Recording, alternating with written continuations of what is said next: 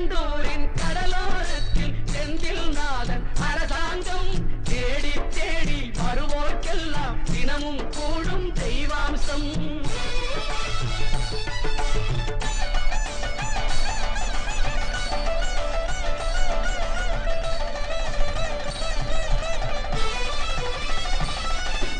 கோவிலின் அருகினில் கூடிய கூட்டங்கள் தலையா கடல் அலையா, குழந்தைகள் பெரியவர் அனைவரை இழுக்கும் குமரன் அவன் கலையா.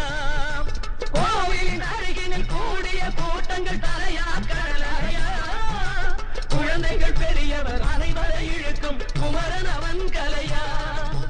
திருச்செந்தூரின் கடலோரத்தில் செந்தில் நாதன் அரசாங்கம் தேடி